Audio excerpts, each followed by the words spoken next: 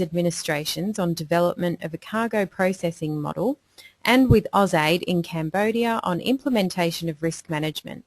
He was also the project director for the Iraq Border Control Project, which was an AusAid initiative supporting training of customs and quarantine officers in Iraq. John holds a master's degree in International Customs Law and Administration and has over 40 years' experience in border management and customs administration. He spent many years working as an analyst and operations coordinator in a number of Australian law enforcement agencies. So, to sum that up, I will hand you over to John. Thanks very much, Lily. Well, welcome to the webinar entitled Intelligence in a Border Agency Context. My name is John Howard and I will be your host for this webinar.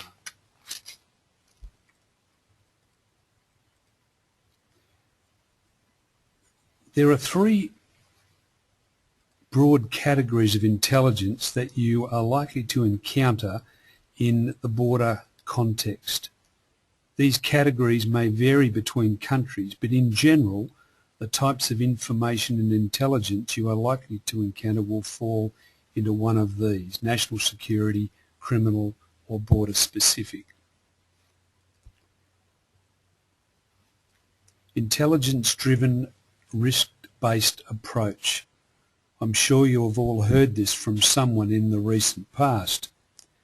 One of the reasons is that governments have come to realise that continually funding new initiatives and providing commensurate resources does not necessarily produce results, and such an activity is no longer a realistic option for many cash-strapped governments. The catch cries these days from politicians and government executives alike is to do it smarter by using intelligence and risk management. Many border agencies have gone beyond trying to inspect 100% of passengers and cargo entering a country. Not only has it been shown to be a non-productive exercise, but intelligence-driven risk-based approaches are delivering better results. No one is saying the system is perfect, because there are still gaps in the current approach to border security, and criminal organisations will undoubtedly take full advantage of such opportunities. Unlike border agencies, criminal organisations are not constrained by international conventions and agreements, even though these very agreements were implemented to provide a platform for greater cooperation at a local and international level. The administrative reality is that they sometimes require additional resources in order for the process to be transparent and delivered in accordance with the letter of the law. More and more customs administrations are developing programs that provide opportunities to collect raw information to feed into the agency's intelligence system. This strategy is one employed here in Australia and is described as a layered approach to, in this case, cargo intervention. It includes reporting of all cargo entering and leaving Australia, having a computer system that can electronically risk assess all the reported cargo, tailor interventions to treat or validate the risk identified, having licensed premises that handles cargo, having a capacity to maintain physical security of the cargo, and to undertake compliance assurance activities.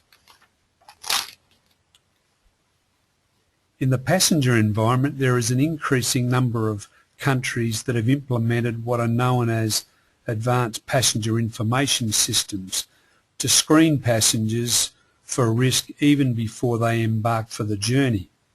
Some of these involve arrangements with airlines to access reservation and departure control systems. The benefits to border agencies, of course, are faster clearance of arriving passengers, reducing the call on additional infrastructure to accommodate growth in passenger numbers, a more efficient allocation of staff to target suspect passengers, meeting political and industry imperatives while maintaining current staffing at airports, and lastly, reducing the number of undocumented travellers that attempt to board aircraft. So what is intelligence? The previous slides have all dealt with the concept of accumulating information. Let's now look briefly at what is intelligence, because the accumulation of information is of no use to you if it is not processed and you produce something that you can disseminate to people in your organisation. In fact, the process used by most agencies is a very repetitive process.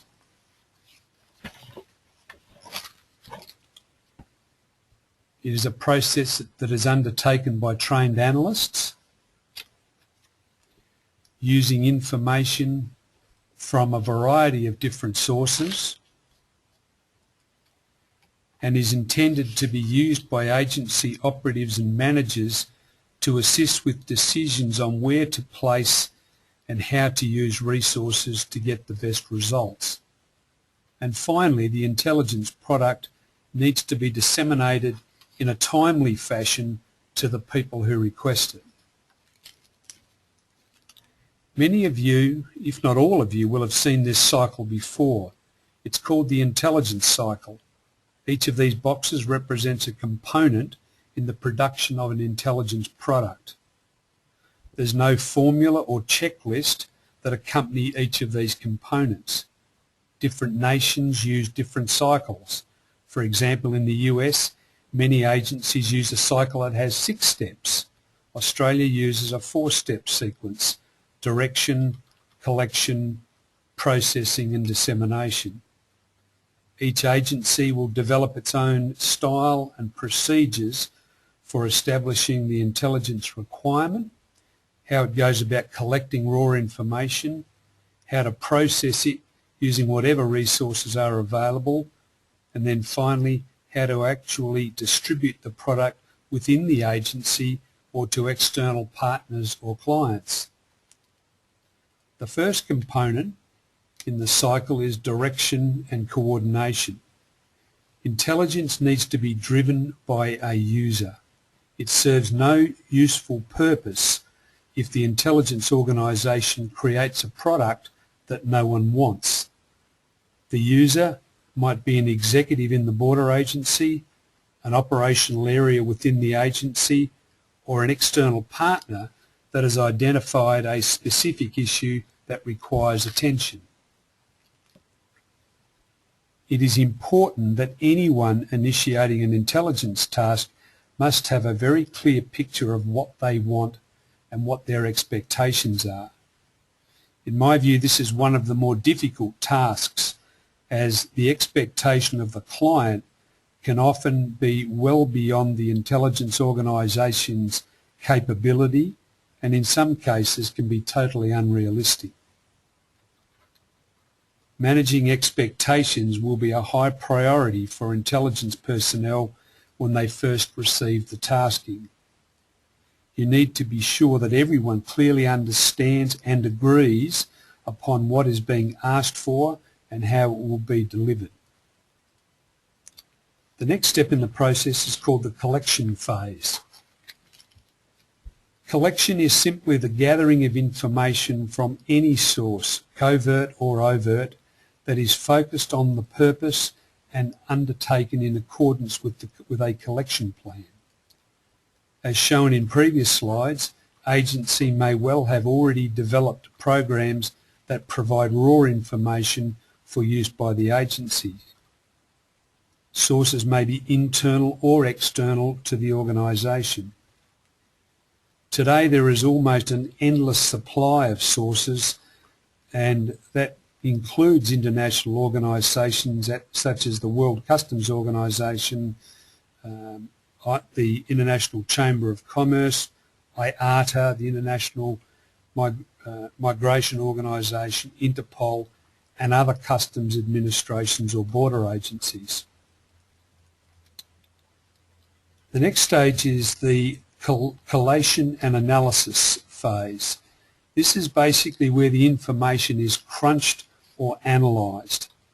It might also prompt an additional collection step, as this process will identify shortfalls in your collection plan. The first action in processing is to collate the data. This involves recording of the data so it can be readily accessed during further actions undertaken with the intelligence cycle.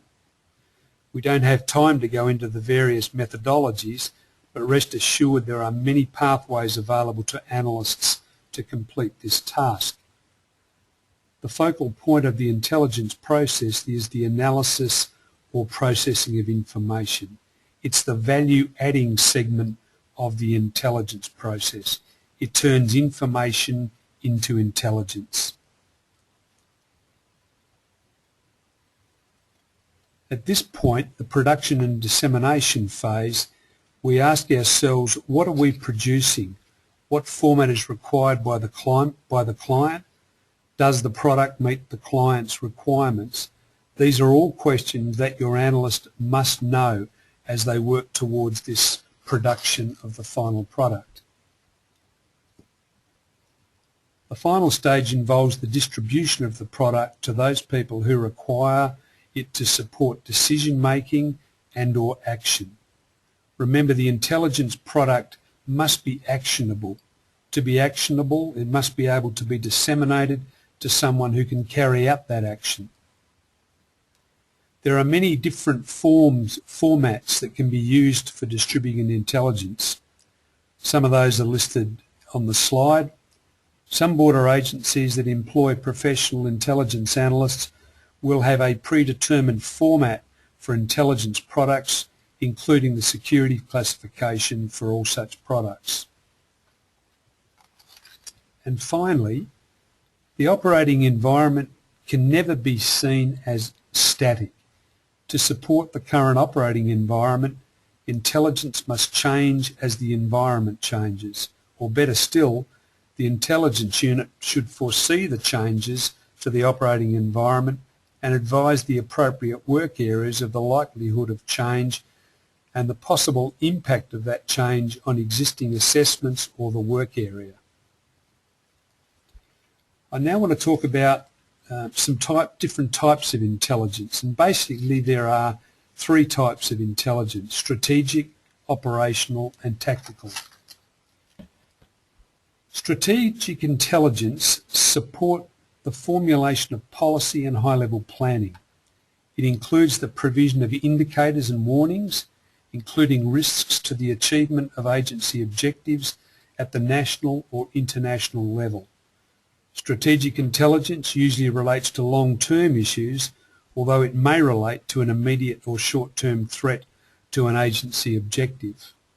An example of a strategic intelligence task in a border context might be to undertake an assessment on the war in Afghanistan and its effect on the global supply of heroin. Operational intelligence supports work area managers in planning activities and deploying resources to most effectively meet those work area objectives or counter threats to the achievement of those objectives. The objectives may be short, medium or long-term in nature. An example of an operational intelligence task in the border context might be to produce an assessment on the likelihood of ocean-going vessels being used to import Afghan heroin into Australia. Tactical intelligence supports frontline activity and objectives such as inspection, examination and the clearance processes. It usually relates to short or medium-term objectives and is often very target-specific, relating to a single consignment, a transaction or a passenger. Tactical intelligence may include trend analysis, development of profiles and specific intelligence alerts such as input to a watch list. An example of a tactical intelligence task in a border context might be to produce an assessment of Afghani products in a current cargo consignment and the likelihood that these goods are being used to conceal heroin. As I mentioned earlier, one of the significant changes that is taking place in the border context is the way the agencies are interacting with each other. This impacts on the availability of information and intelligence and is therefore important in the overall context. The most recent example of such an approach to maintaining border security is in New Zealand. In February 2012, the New Zealand government's 3 border agencies initiated a work program to better coordinate a number of joint initiatives to improve information sharing and targeting of risks at the border. New Zealand recognised that new technology is giving greater and faster access to information that will improve their effectiveness at the border. Again, there is no magic formula to achieve success in this environment, but there must be high-level support to ensure that technology, information and intelligence is shared when responsibilities at the border overlap. I think the benefits of sharing information, no matter which model you adopt, are fairly obvious, and some of the benefits I've put down in the slide here. It's much easier to identify new and emerging issues. There is far greater information available. Increased detections are a likely outcome, and there is increased capability to improve targeting and profiling. I hope you've enjoyed this very short insight into the intelligence environment being employed by border agencies around the world. Rest assured, the change is not finished.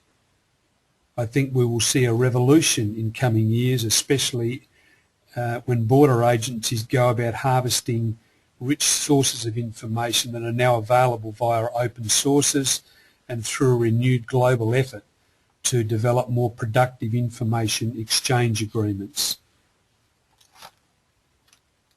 So where do I go to learn more? The CCS does offer a comprehensive 5-day course on intelligence, particularly for new analysts. The topics I've shown on this slide are only a very small selection from those that are covered in the course. I hope you've enjoyed this very short webinar. If you have any questions, I'll be more than happy to answer them now. Thanks very much. That's great. Thanks very much, John. We will open up the microphones now, but before, there are quite a number of you logged in tonight, so before I unmute all of you, if I could just get you to type in your question and send it through to me, and then that way we won't get all the interference with the background noise. So we'll just hang about for a few minutes and give you a chance to type your questions up. A couple of questions have come through. So the first one from Astrid, is it possible to get the presentation in PDF format? Astrid, yes, that is possible. I will be sending around the presentation in PDF format to everyone who attended tonight. You won't get it till tomorrow though, so but yes, it will be coming through. We do have another question from Mohammed. So I'll just read it out so everyone can hear, and then I'll let John have the opportunity to respond. Also, we will take a few more questions. There will be time for a few more questions, so feel free to send them through. So Mohammed asks, at what extent can the border agencies share intelligence? I'll hand the mic over to John. Thanks very much for the question, Mohammed. It's a very, very pointed question, and it's very very real in terms of establishing joint border agencies and sharing information and intelligence. I think the best way to answer the question is to say that at the end of the day, it really depends on how you establish the relationship between the border agencies in your particular environment. in your case I think it's Egypt. I don't know enough about it to be any more precise than that. It is a very difficult issue. As you can imagine, there are organisations in every country that protect and covet their information and are very reluctant at times to share that information. But I think more and more governments are taking the view that in the national interest, agencies need to be put in a position where there is an obligation on those agencies to share that information. And I think what's happened in the last 10 years since 9/11 has brought that home to everybody, whether it is in a counter-terrorist context or whether it's in a border management or border security environment. It's very, very important that all the agencies share it. And there are many different models for that which we haven't got time to go into, but it's a good question and it's one that's very relevant. Okay, the next question is from Jimmy, and his question is in regard to whether such an approach of intelligence in a border agency context be implemented by enforcement at border location, or is it to be applied by the given risk management units, or is it otherwise? John, over to you. Thanks, Jimmy. Just let me have a look at that question again. Let me try and answer the question this way. When countries attempt to set up or establish an intelligence capability within a border agency, I think it's probably best to look at it in the first instance, from a national perspective.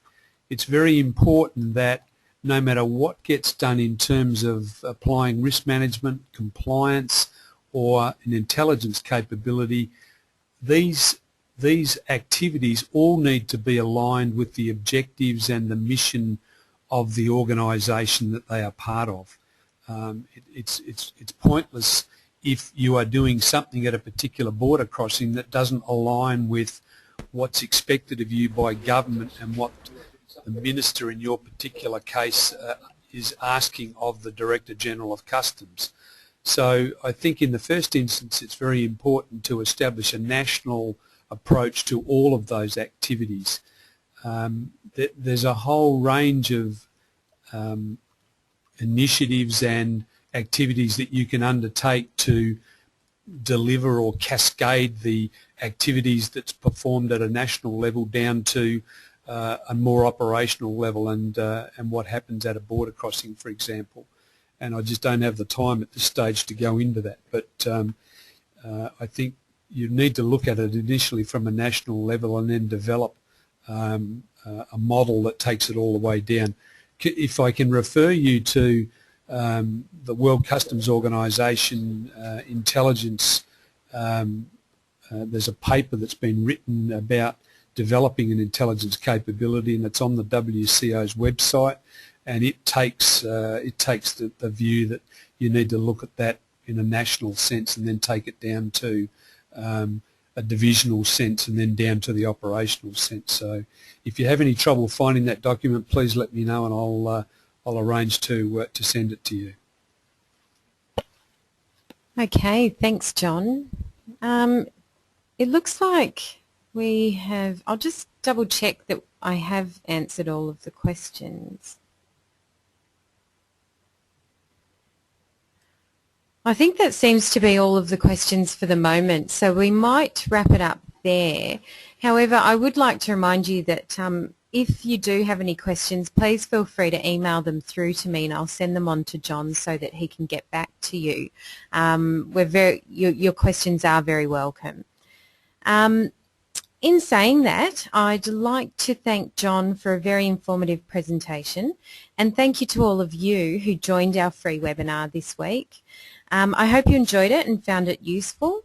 Please take the time to complete the online survey that I'll be sending you tomorrow, as we do very strongly value your opinion. As John said, these courses are available not only to government agencies but also to private companies and industry. If your organisation is interested in a tailored course on this topic, then please send me an email with your inquiry so that we can start discussions. Thanks again for attending our webinar today. I hope you can all join us again for our next free webinar in our International Trade and Border Management webinar series. The next one is Topic 3, International Trade Transactions, and it will be presented by our Senior Lecturer, Mikhail Kashubsky, on the 5th of September at 6 p.m. That's Australian Eastern Standard Time. So thanks again and see you soon.